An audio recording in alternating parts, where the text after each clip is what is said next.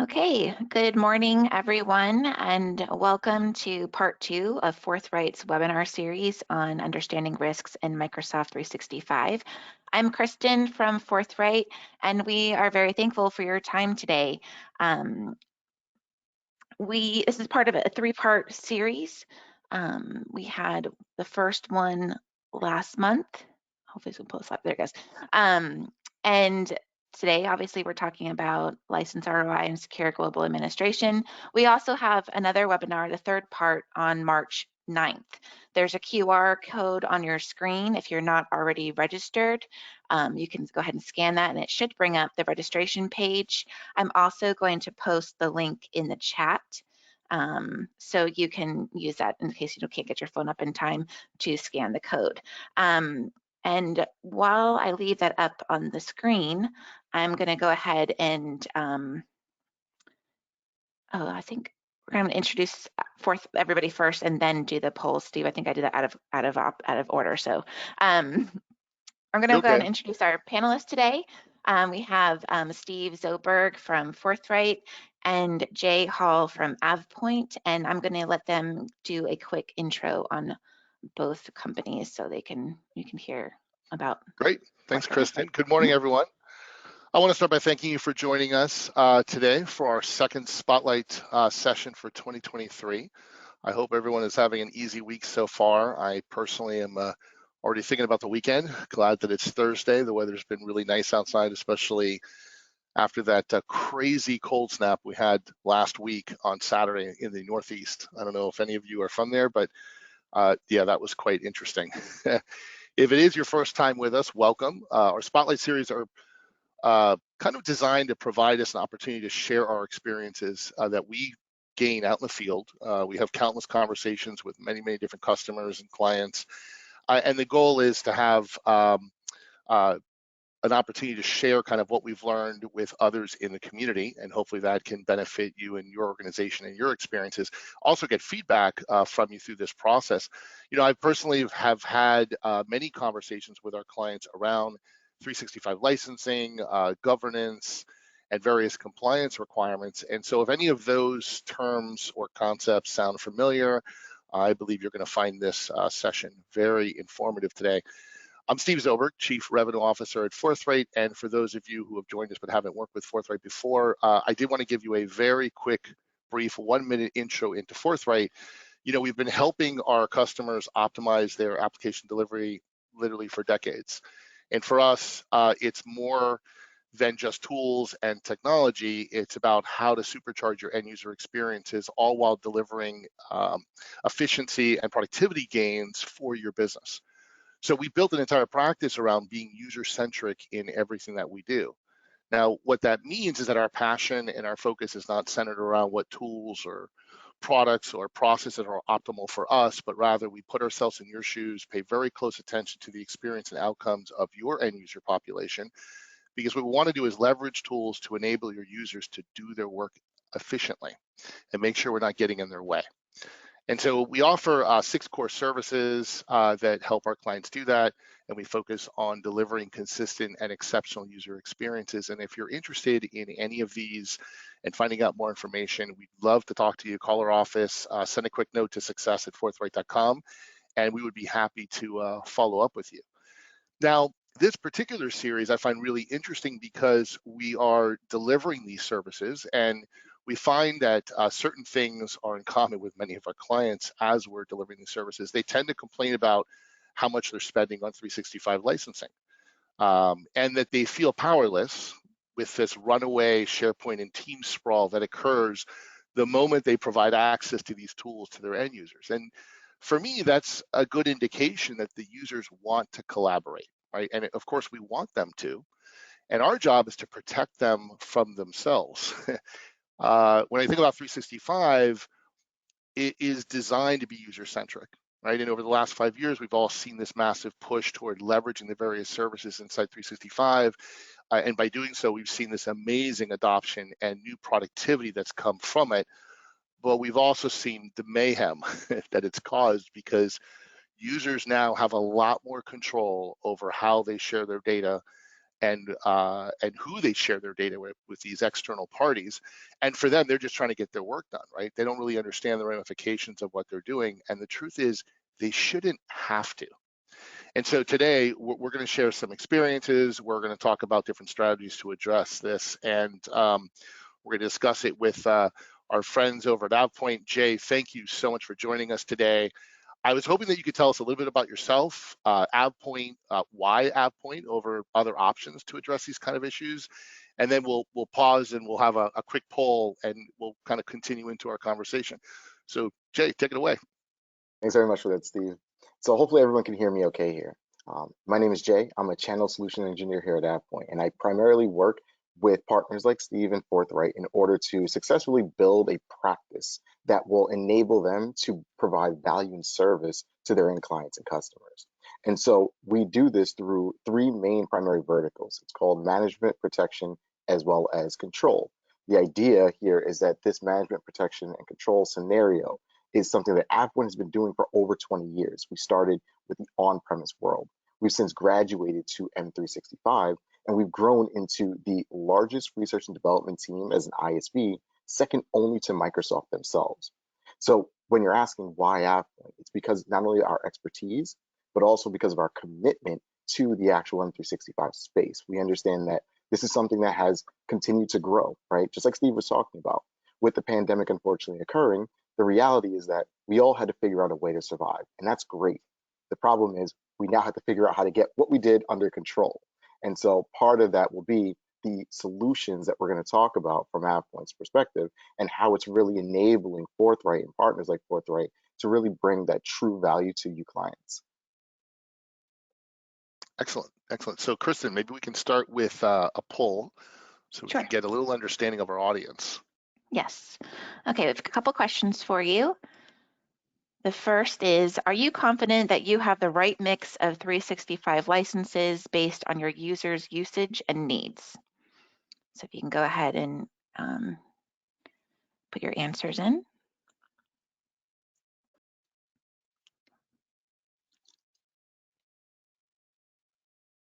Okay.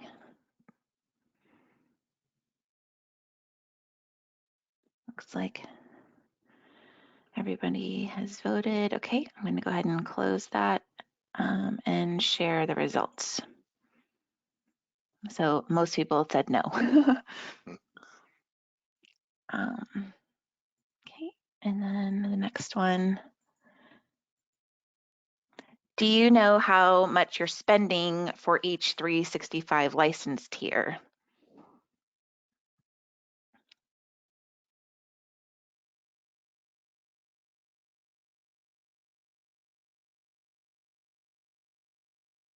Okay. I'm going to go ahead and close the poll out and share the answers. Most people said yes. And one more question, and then we'll move on to the next topic. Would you like the ability to charge back departments for actual 365 usage? You can go ahead and answer that.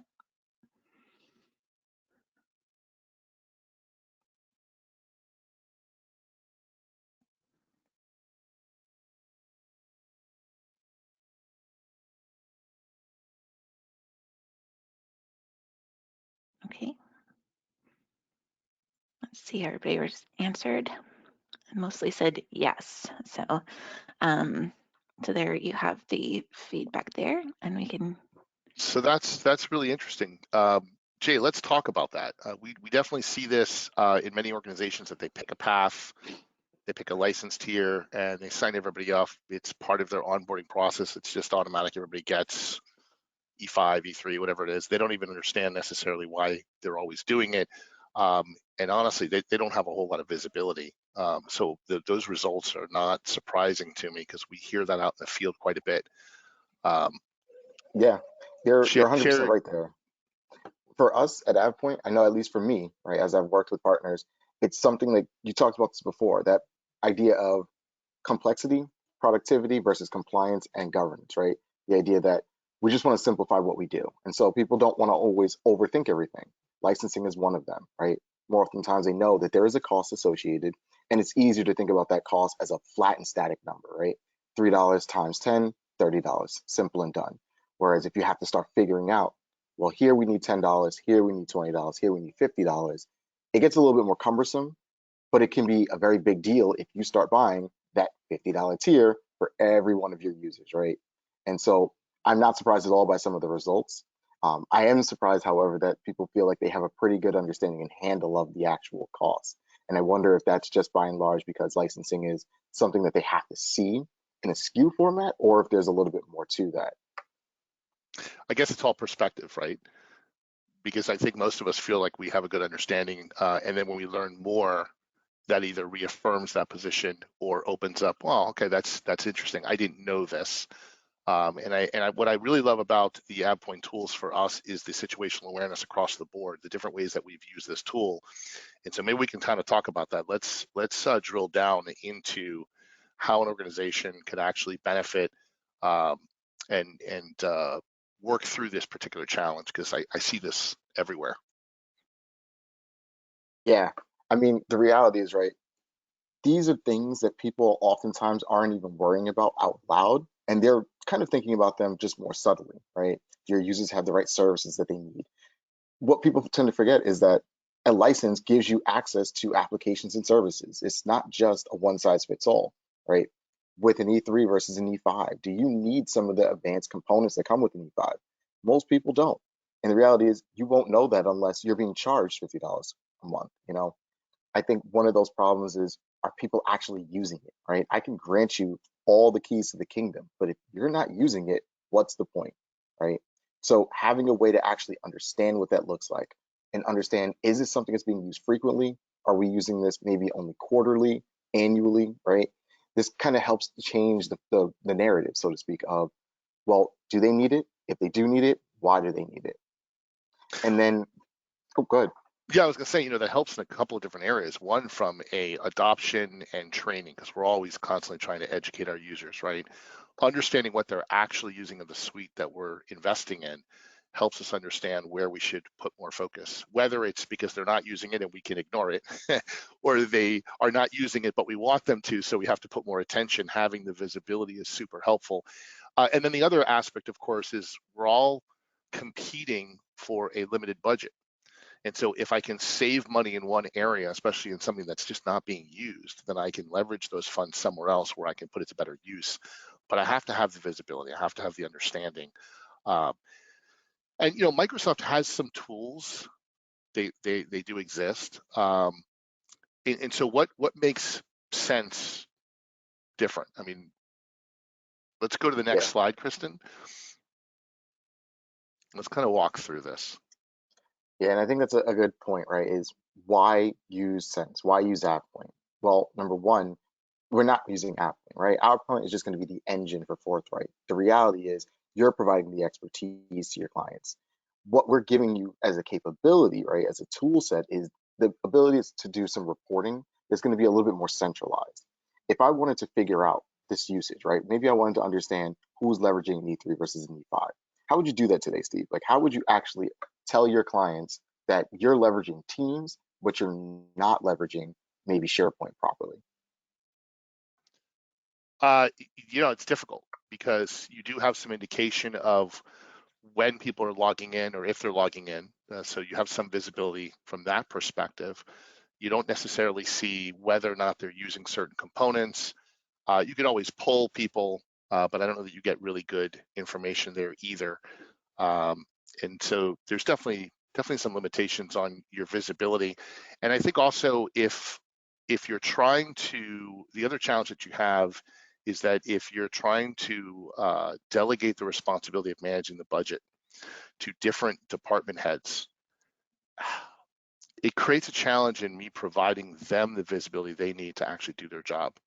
100%. And these are things that your clients, I'm sure, are running into all the time, right? So the reality here is that what we're talking about are things that clients all over the world, they don't know that these are a problem until they run into them. And having a centralized location to be able to see this information, manage this information, make changes to it, as well as then track it for historical purposes, right? Because you can get a lot of this information natively, But what you're not necessarily going to be able to do is see that history or that trend. And so for you as a client, right, you as an admin, or maybe as a budget holder, or even someone who's a part of the procurement team, right, being able to understand from that bird's eye view where you're actually leveraging your resources, where that cost is going, right? HR's budget is going to be different than IT's, which is going to be different than the people teams, right? But at the end of the day, you're all working towards a common goal. The business must continue to work. And in order to do that, there has to be some level of resource allocation across the different departments, right? If HR's budget is twice as large, maybe as IT, when it comes to licensing, that's fine. Maybe it's the user count. Maybe that could be the actual department needs. Maybe it could just be the number of people that are in that particular business unit. But without a centralized location to see all of that, to understand the licensing, you won't know whether or not it's appropriate maybe to approach the HR team and say, hey, because of the fact that this solution is going to be valuable for you as well, we'd like to leverage some of your budget potentially maybe to pay for it, right? Because you're going to get the most value out of it.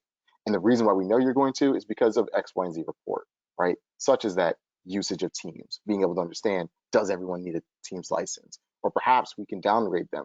Maybe some of your field folks only need that Exchange license, right? Because they're not really collaborating in the traditional fashion.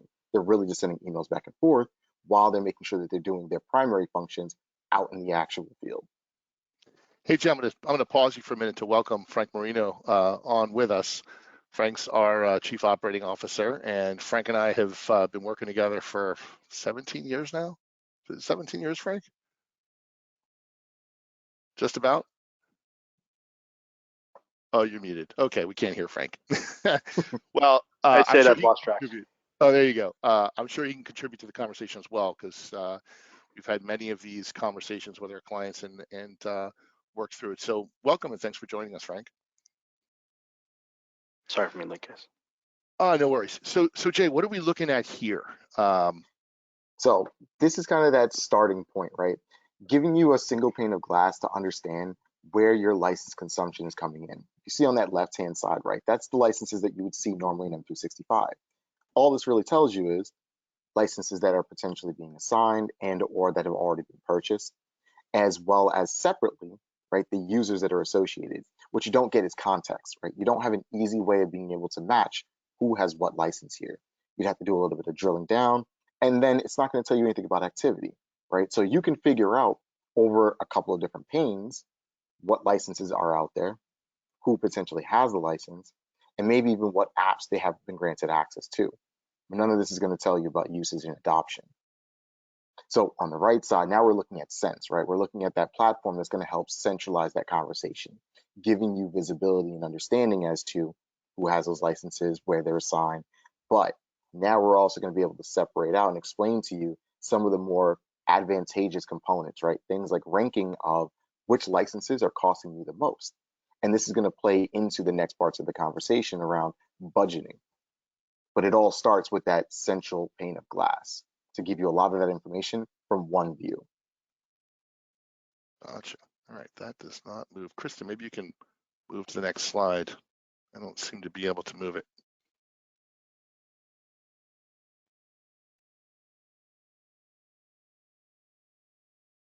Did we lose Kristen? There we go. Awesome. And so now, right, as we're starting to drill into Sense a little bit more, what we're seeing is some of those more advanced reports, right? Things like the subscriptions. This really tells us where we're actually spending money, right? The reality is the cost that you get from M365 is great, but that's not oftentimes what your clients are probably paying, right? Whether it's a discount from Forthright, whether it might be a discount from Microsoft, whatever the case may be, your cost isn't always going to be necessarily that flat rate. Being able to build reports that are going to be tailored to your specific organizational structure, what you're actually working with, is something that this is going to provide value as, because now you can build your own budgets within the actual dashboard. And so what this means is you're no longer worrying about just the specifics that Microsoft is providing to you, but you can kind of tailor this conversation, tailor these reports back to folks who actually need this information. The other key benefit here is everything that we're doing is outside of M365. The value of that, you don't need to be an admin.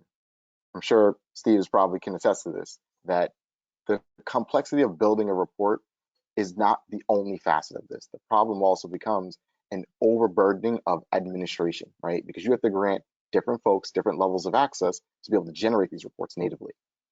If I could instead delegate this to someone and grant someone access to these reports, that gives me the ability to say, if you're responsible for building a price book, the only way that you can do that is through the Sense tool. This means that we protect the actual environment from rogue admins.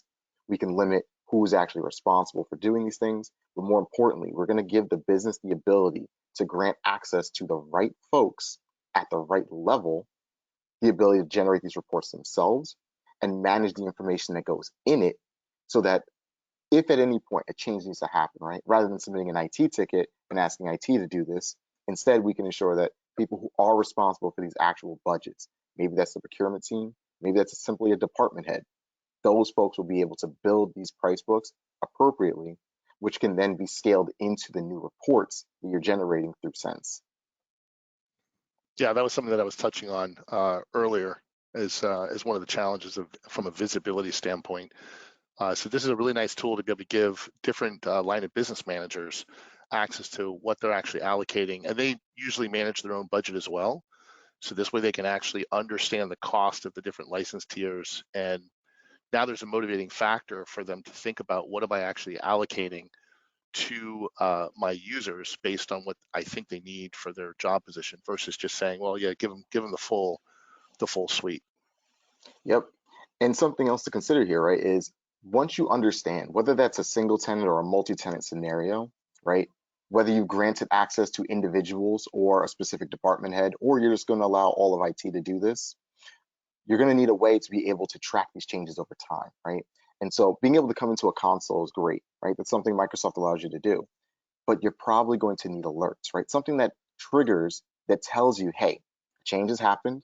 We need to make sure that we're reviewing the budget sheets. And so having a way of being able to get alerted on some of those changes, those automations, that's really the other power and flex of a tool like this, is now we're getting away from that static reporting scenario, and we're starting to kind of give you that more live approach, right? Where you no longer have to worry, because as long as you've set everything correctly initially, you're then going to be able to get proactive alerts that kind of warn you and tell you when you're reaching certain thresholds, certain limits, if your budget is going over. All of these things mean that you can continue to do your day-to-day without having to spend unnecessary amounts of time looking at these reports every single day, potentially multiple times a day. Now, Jay, I would imagine you can do that at the organization level. What do you do from a line of business level? Can you set up your own alerts? So that's the idea, right? Is we create what we call containers. And this is a concept you'll see within all of our solutions. But the idea here is that they're logical groupings of different business units, departments, countries, whatever criteria you want to leverage, right? So something as simple as saying part of HR, maybe we're going to say part of the New York or Jersey City office. Maybe we're going to say people who are part of the Canada office versus the US office. Whatever your business pooling is, you'll be able to create these logical boundaries that allow you to say certain individuals can only manage the budgets for those particular departments, those particular users, maybe even something as simple as all of the executives, right? We don't want to allow tier one admins to be able to do this.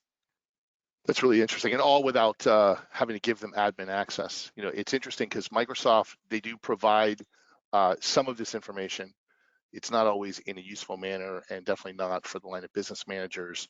What we found is leveraging Sense, we're able to look at an individual. They might be a member of multiple departments, and so that could be a shared budget situation. But our clients can effectively delegate that budget management to the department heads and then charge back to specific departments or split departments on what that cost is. And that's really an interesting thing. I think it gives also a level of situational awareness that I believe is unmatched with the built-in type of reports. Kristen, go to the next slide. I think the other thing is from a business perspective, the ability to enforce budgeting across the business units is very powerful. And from what we've seen is a unique feature, because obviously the CFOs, they have an idea of what that budget's supposed to be on a month-to-month basis and annual, and they want to have some level of controls. And many clients will take a look at a tool like this and say, well, this is just going to cost more, and I need to understand the ROI behind it. But the funny thing is that usually it pays for itself in the first month, because the minute they analyze the usage and they realize, we can adjust the license utilization, the savings happen. Unless you're on an annual contract, the savings happen immediately by provisioning the correct and best license based on what they actually need. And Steve, you just brought up Yeah. something interesting. I just kind of wanted to add to, right, is the fact that you're right. Even though if you're on an annual license, you can't necessarily downgrade your licensing count. But using a tool like Sense gives you the understanding of how those licenses are being leveraged, which can potentially allow you to reallocate licenses, right? If I have an E5 and you have an E3, and we've noticed that I'm really only using email and maybe SharePoint, I might not really leverage some of the more advanced capabilities. Chances are I'm probably not going to get real value out of the totality of an E5. Whereas if your entire M365 suite with the E3 license is being fully adopted already, you might be more likely to leverage some of the more advanced capabilities of E5. That can cue the organization to switch our licensing. And now, rather than having to pay for a totally brand new E5 and increase your budget or your costs, you're actually being able to stay within budget while simultaneously making sure that individuals still have access to the right applications, but all within the confines of what the business is concerned with, right? At the end of the day, it's still money. Well, yeah, and at scale, this starts to make a significant dent in how you're spending, what your monthly spend is. So, we've talked about the license Jens, if I management, can, if I can jump in for a absolutely, second. Frank. What I was going to say was is that recently we've been doing a lot of exercises with organizations around that may have an EA or some sort of enterprise level agreement with Microsoft for those yearly commits and whatnot. And we're finding that there's actually significant savings that they can make by going into the what they call the new commerce experience, which would be like a month to month. You don't have that kind of annual 3-year agreement with Microsoft any longer, because Microsoft wants to make that program easy for themselves. So it's E5, and everyone has it, that kind of situation. But that comes at a cost. Sure, that's a discounted license that Microsoft is tracking, right? It might be, instead of it being $58, it could be, I don't know, let's go with $50. But the idea there is that across the board, when you start looking at scale, it becomes very, very expensive. And what we've seen is that more often than not in this model, we've actually been able to see significant savings. And we're not talking about like $1,000. I mean, we're talking thousands of dollars, depending on the size of the organization. So that's one thing. The other thing we're seeing is that when we go through an exercise like this, and someone is using, is assigned a license that has a ton of entitlements, one of the things that we're seeing is that they're not using all entitlements. And so two things come to mind. First is that should they be using it, and then therefore there's an engagement enablement program that should be discussed and communicated with these folks that should be using these entitlements. Entitlements are SharePoint, Teams, Yammer, audio conferencing, Teams phone. There's tons of things there, right? So that's one area. Or the second one is the elimination of, because by having access to these entitlements, you're now giving your end users access to those pieces of software, and you may not have the necessarily controls in place. And so if they're not using it, following least privileges, if it's not being used and it's not part of their job function, eliminating it now gives you the ability to say, okay, you know what? Has anyone been screaming? No. All right, cool. So then we can continue to run this way. And then if you are on one of those annual agreement situations, when you do come time to true up, you do come time to renewal, you now are armed with actual data that says, hey, you know what? Of my workforce, 100% was originally on E5. Turns out that we can go 50% E3, M365 E3 with E5 security, okay? And that meets the majority of what I need, saving roughly anywhere between $10 to $20 a user, by the way, just throwing that out there, per month. And so that's not fake money, that's real money that adds up. And then the rest of the people can be using things like F3s, maybe some F1s, or they're using specifically one of the O365 situations. So far too often we've gone to the bundles because of ease of management, and that ease of management comes at a significant cost.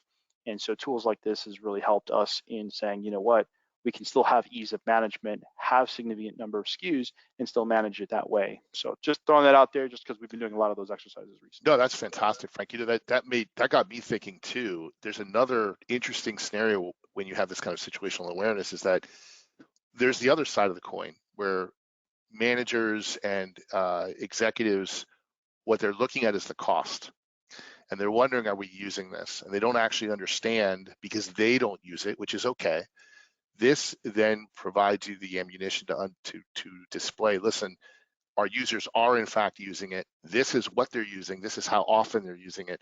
And so therefore there is value in this subscription throughout the organization. And so it's a very powerful tool.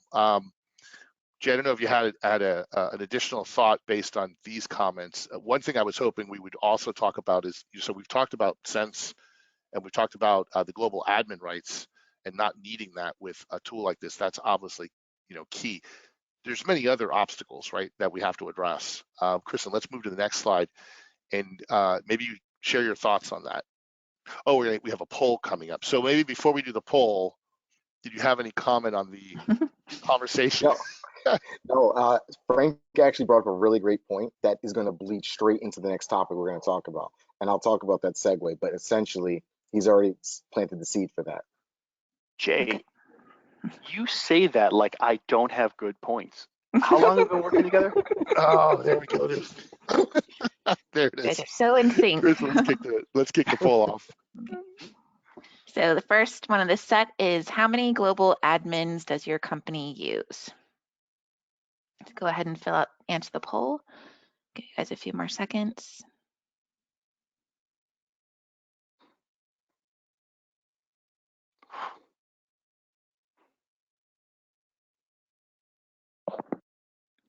Okay, and I'm going to close that out and share the answers. So most people use more than 3.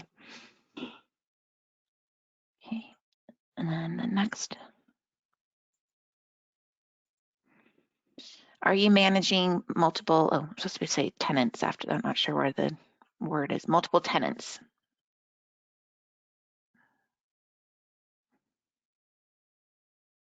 It's on one part of the screen. I'm not sure why it's on there. It's weird. I can see it here. I see it. Okay. Oh, you can? Okay, good, because Yeah. Okay. All right. So I'm going to go ahead and share it 50-50 split between yes and no. And the next one. What percentage of your employee onboarding process is automated?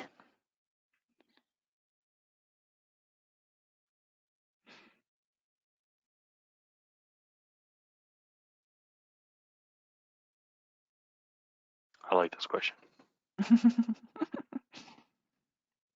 It's an interesting question. Yeah, and 365 provisioning is always part of that process, right? Okay. You guys are going to like the answer then. Well, not really, but you'll like a potential of the conversation, because most people said either none of it or just a quarter. So Interesting. All right. And then Thank one you for last sharing. question. Sorry, one last is, are you currently using any 365 governance enforcement outside of native permission? This is the last one, everybody. So I'm going to get back into the content discussion next. Okay. And I'm going to close that one out and share it. Everybody said no. So, all right. Now we can jump back into take it away. I love the answers to those questions, right? Because this is going to segue straight from what Frank was talking about, right? Taking us into the actual concept of management, right? So license management is just one component of this. I had already alluded to it. Frank has already given us a great business case and scenario of it. But the reality is, when we talk about management of your tenant, there's going to be a lot more than just licenses that come into play. Whether it's going to be the IT team, whether it's going to be department heads, business units, business unit owners, it doesn't matter who they are. The reality is someone has to make changes in your tenant. But if you put this all on IT, what you end up with is a bogged down system, right? Because it becomes a bottleneck. The greatest service ticket systems can only take you but so far, right? If you start having 200, 300, 1,000 tickets, the pandemic was a great example of this for our IT team, right? The moment that it happened, we exponentially grew in how many people suddenly didn't know how to do something. And that's through no fault of their own. But the reality is, this is a normal situation. This is a normal problem to have. And so these are just some of the obstacles that we've noticed started to really occur for organizations once they've started to really adopt M365 for one reason or another, whether that's through mergers and acquisitions, divestitures, expansion projects, or just things like the pandemic, which forced us to change the way that we collaborate. And so thinking about this from a more holistic view, right? And Steve, I don't know if there's something you want to add here. When I take a look at this, right, hearing some of the interesting things that folks were saying about, do you automate some of these processes? There was not much automation that was going on, right? Why is that happening? Do you have any sort of governance outside of your permissions management? No. Why is that happening? But also to clients, right? Not only is it why is it happening, but more importantly, does that mean that you feel like your data and information is secure? Do you feel like the processes that you have in place are correct and enough to ensure that if something were to happen, right? Or rather, we should say when, because, and this is a topic for another day, but no matter who you are, you're going to be exposed at some point. The trick is knowing whether or not you're going to be prepared for it proactively or retroactively. But in all of those scenarios, why are you feeling like you're not necessarily having the right level of governance or management of your permissions day to day? Is it because of the native capabilities that are lacking? Or is it just because you're doing something that's a little bit more outside the box? Or even if you're looking for assistance or help or guidance in kind of bringing together a more cohesive management strategy? Any thoughts there, Steve? Yeah, a couple actually, and I would be surprised if Frank didn't have a thought as well. I think there's a couple things that have occurred. One, many IT departments have taken the concept of, well, we've got a file server, everything's very well defined and who has access to what, and we're basically going to mirror those when we set up our SharePoint environment. We're going to move all our files over, and then we're going to give our end users access. And we touched on this on the first series of these sessions. And the problem, of course, is that 365 is designed to empower the end users.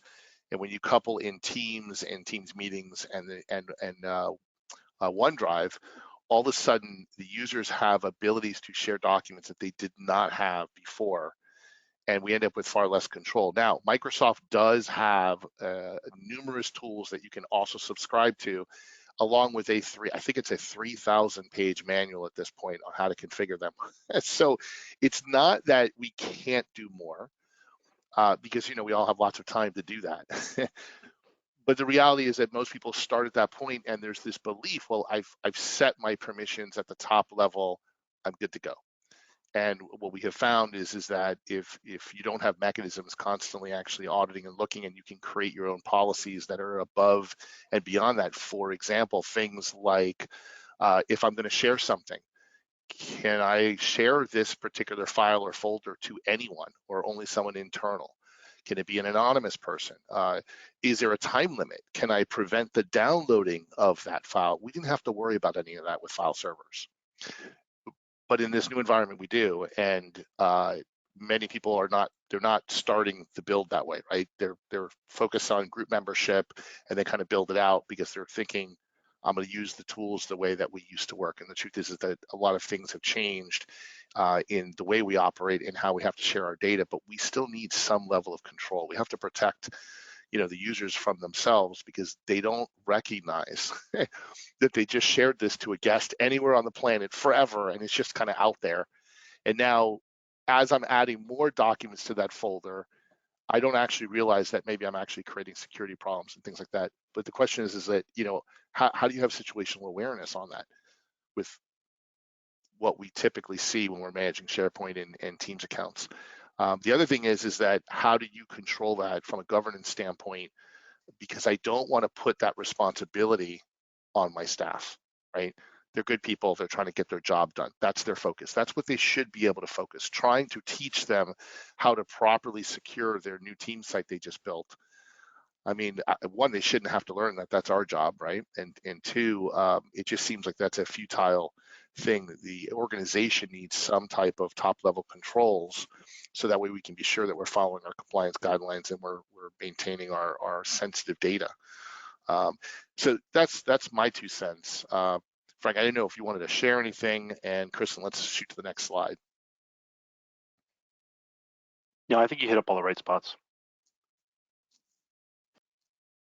Yeah, and so what we're seeing here, right? These are things that are just expanding the same concepts of what we saw before. But the first slide was talking a little bit more about that single management of a tenant, right? Whereas this one is talking a little bit more about for you folks who are actually managing multiple tenants. We saw in the poll that there was actually a 50-50 split on folks who were managing single tenants versus multi. And so the conversation is relevant for both of you. The reality is that regardless of which bucket you fall in, there's going to be a myriad of things that are going to become a problem as you start to grow in M365, right? And these are things that are just simply going to happen because productivity versus compliance, right? This happens internally, this happens externally.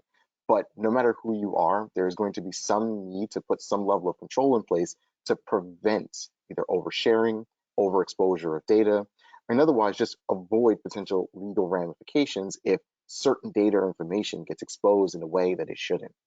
On top of that, there comes very real costs associated when we start to do things like add more SharePoint sites, add more teams, right? These are all numbers and quotas in M365 that the everyday user doesn't have to worry about. And that's okay. They shouldn't have to, just like Steve was saying.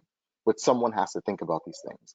And so if the right admin is responsible for the overall architecture, that means that we can then begin to delegate some of these responsibilities a little bit lower. And Kristen, if you go to the next slide, it kind of talks about this, right? Because today, if you wanted to do any sort of admin access, to do the regular things that a admin IT person has to do every day, you can only do it at the highest level. There's really no way to delegate this, right? You're either going to get those global admins, which is why we were asking, how many do you generally see in your organization? And for you folks who have 1 or 2, it's fantastic, right? But 3+ is very common. And the reality is that can be just because you have 3, 4, 5 people who are in IT. Maybe you have some service accounts which require global access so that an application can do its job or its work. But these introduce potential security risks. And so, although we understand that this is what you need in order to function, Microsoft's own best practice states you should have no more than 5 global admin accounts. For an organization, that's very easy to reach very quickly. All of these concepts, right? They allow you to kind of split out a little bit of what we were talking about. So sure, I can set up my reporting admin versus my global admin. But what if I want to grant some admin rights or controls to do creation, for example? That creation process might then allow them to actually delete.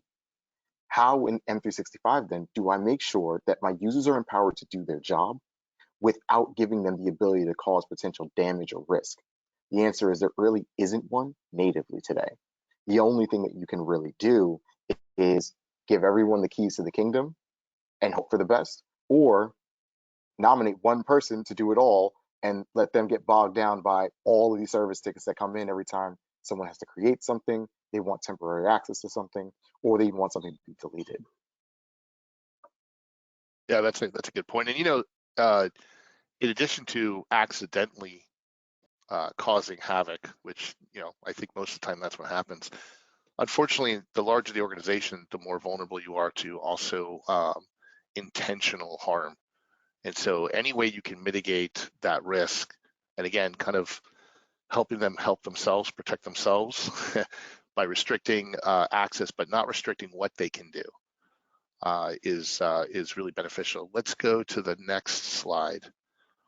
Yeah, we've seen this with provisioning when we're provisioning resources out in hyperscaler clouds. There's lots of tools that will do that as well. And it's the same benefit and the same challenge is that giving global admin rights to a large group of people, because that's what you need to do, is very problematic. I also like the fact that everything is audited here. So when something does happen, it's easy to go take a look at it and see what changed. And I'll just go back to something we talked about in the first session. If you're leveraging the backup solution, which is also backing up not just the data, but all the permissions and settings, that also is really helpful. So in the event that somebody makes one of these changes, you have a mechanism to recover all that, not just the data. Yep. And that kind of go hands in hand here, right, with the conversation we're talking about. Every one of these sessions is designed to build upon the previous one. So we talked about that data protection story, but now we're talking about how do we actually get a little bit more proactive and start to limit what people can do to mitigate the damage that could be done in the first place. So you're covered if something should happen and something should go wrong, but let's figure out how we can start to kind of look from the top level down and say, well, where can we kind of branch off and say that this is where a tier one admin can do things versus maybe my department heads who want reporting, but they don't need to be able to create, they don't need to be able to delete. And furthermore, those reports that they want to generate, how can we audit that action activity to make sure that if they are generating these reports and they are downloading this information, we know at a moment's notice, either through an alert or through the GUI interface, that someone has done something that could potentially be risky. We don't have to take action upon that, but at least knowing about it and getting alerted on it ensures that the business is always aware of when changes are happening, or even if a change isn't happening, what people are doing in the first place, so that we can then empower them again by leveraging a tool like Entrust, while simultaneously ensuring that we're not overexposing ourselves because we don't know what people are doing. Yeah, good point. Goes back to the situational awareness. Yep. And so this all translates right into a couple of different scenarios. But the reality is what we're trying to do here is we're trying to make sure that we can match your M365 management to your actual business needs, regardless of what you're leveraging in your tenant, whether that's Teams or Exchange, SharePoint, or even more advanced things like Yammer communities and Azure. The components of your M365 tenant, they have to have some level of oversight. That oversight needs to have some level of control, which is what we're going to empower Forthright to do, right? That control means that you're going to right size your administration of your tenant by granting access to Exchange only to Exchange admins. But we can create a subset of that that says, maybe instead of being a global Exchange administrator, I want to let you build reports and I want you to let you create users, but I don't want to allow you to delete a user, right? These are things you can't natively do. You can't get that granular, unfortunately, today in M365. And that's the challenge, is that for people to do their jobs, they have to have almost an overexposure of rights, which then creates potential risk if social engineering were to happen, or even just malicious compliance happens and they say, I'm angry, I'm going to leave the organization, I just want to delete data. Regardless of what it is, limiting that scope is part of the conversation here.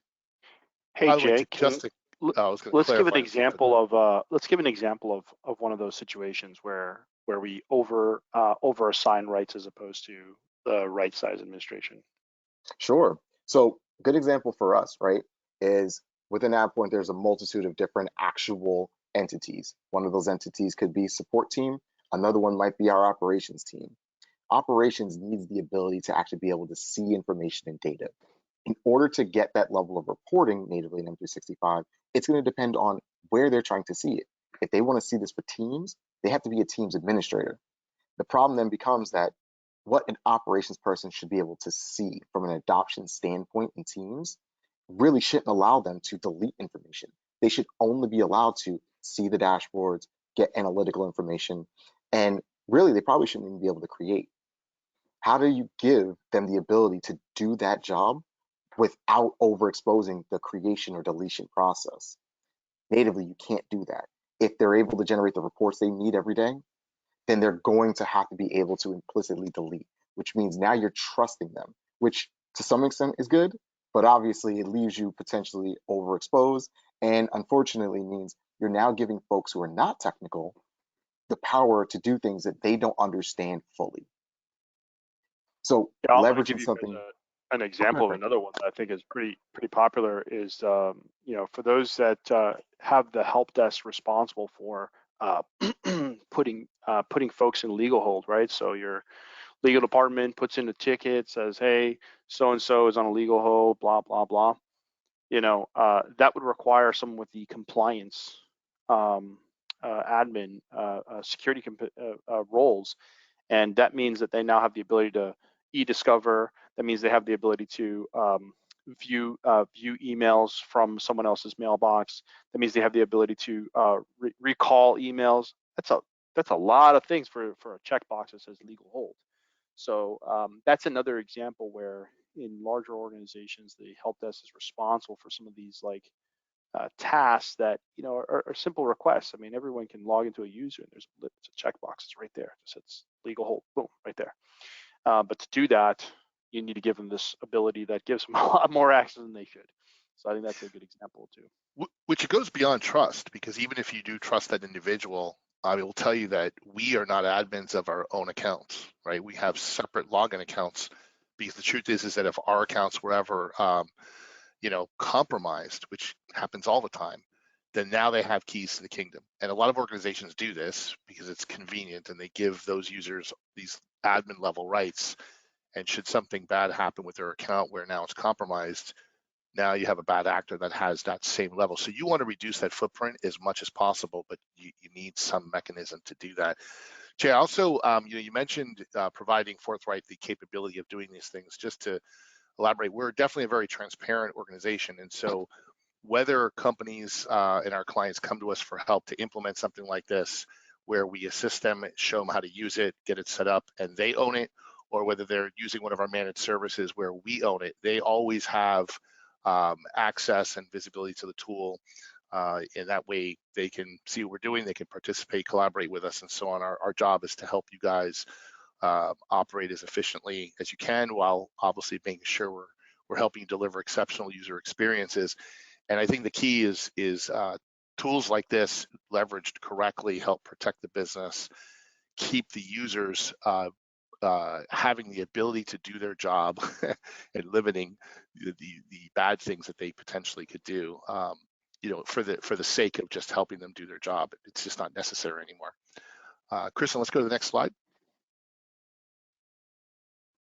And so this kind of goes back to that story that we were talking about with license management, right? Frank already kind of brought this up of, in order for an admin to be able to do their full job, or even just a tier 1 admin to be able to do their job, they need a license that is going to give them access to things well beyond what they should normally be able to do. But on top of that, it means that they need a more expensive license, period. So that conversation we were talking about with Sense, making sure we understand who has what type of license, what are they doing with that type of license, and are they actually getting the full benefits of that license in the first place? This is a story that bleeds into management within trust, because now we can expose that information into dashboards that help folks who aren't IT focused, who aren't data management focused, to understand that adoption process and that adoption rate. All of that then culminates into actionable reports. And what we mean by that is very simple. These reports are going to allow you to effectively drill in and navigate to the other components of the actual interface. The idea is that you don't necessarily know what you need to do next. But if I know that I'm looking at a specific subset of users or a particular business unit, right? Maybe I want to look for teams that don't have owners so I can understand where sprawl might have occurred. I need to look for those teams, and I need to be able to make changes to those teams very quickly and very rapidly. In order to do this natively, you're going to have to bounce across a couple of different admin centers. You're going to have to go across a couple of different portals. You might even have to run a PowerShell script or two. Centralizing that process and kind of automating the flow of it takes you from that reporting into action with just a few clicks of a button. This culminates in monitoring. And Steve, did you want to add something? No. I was just saying it's great content and great concepts. I think I'm looking forward to getting some feedback from our audience on all this. I'm just recognizing the time as we're coming up on it. I know we're on our last slide too, and I thought we would talk about call to actions. And thank you, Jay, and Frank, for coming on today and sharing some time with us. We do have a third session, which will get more into the policy and governance enforcement and automation tools, which will be fantastic. So scan that QR code. That would be great. Also, we would definitely welcome conversations on talking about a 7-step roadmap to help you through these productivity and collaboration challenges that are very typical. We've got a different session for that as well. You could just email success@forthright.com. And last but not least, I kind of did this in reverse order.